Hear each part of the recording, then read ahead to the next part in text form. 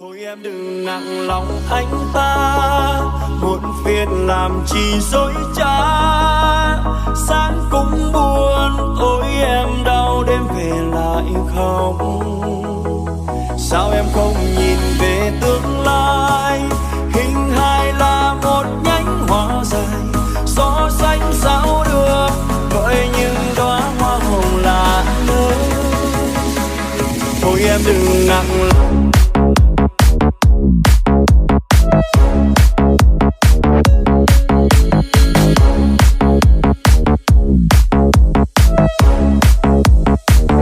Thôi em đừng nặng lòng.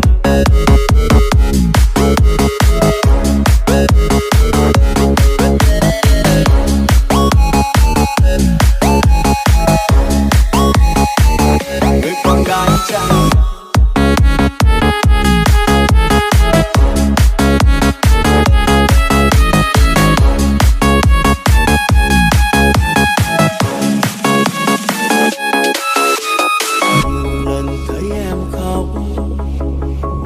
điều gì phải không, chẳng cần phải bận tâm, chỉ muốn ôm em vào lòng. Nhìn về tháng năm đó, yêu em chẳng cần đắn đo.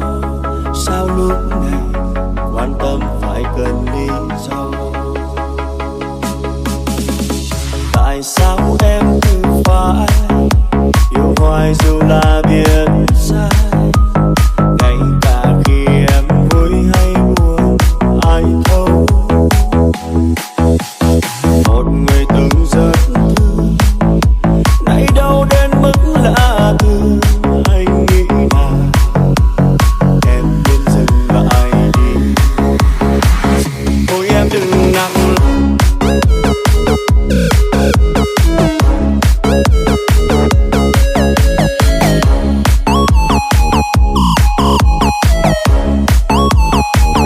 Thôi em đừng nặng lòng.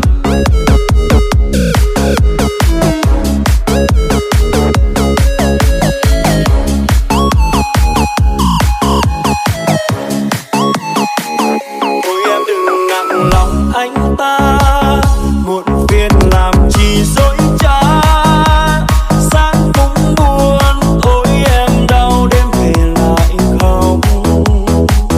Sao em không nhìn về tương lai? Hình hài là một nhánh hoa dài, gió xanh sao được với những đóa hoa hồng lạ lơi. Người con gái chẳng cần kiêu sa, nụ cười đẹp nhất khi chiều tà. Thích ở bên anh, tựa vào vai khi nhìn hoàng hôn. Nhưng hôm nay mình em yếu đuối, bộn bề đằng sau những nụ cười. Than trách do anh chẳng chịu thương em đến nơi.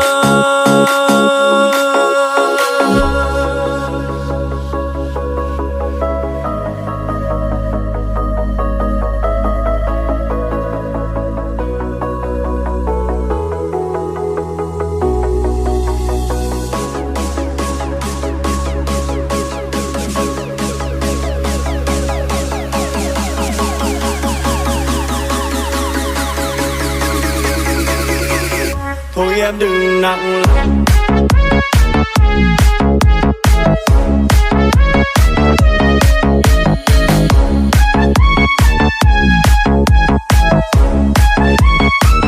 Thôi em đừng nặng lòng.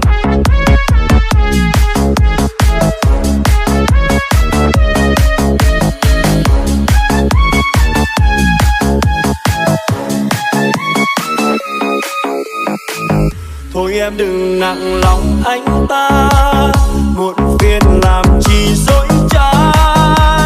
Sáng cũng buồn, tối em đau, đêm về lại khóc. Sao em không nhìn về tương lai? Hình hài là một nhánh hoa dài, gió xanh sao được với những đóa hoa hồng lạ lơi. Người con gái chẳng cần kiêu sa, nụ cười đẹp nhất khi chiều tà. Thích ở bên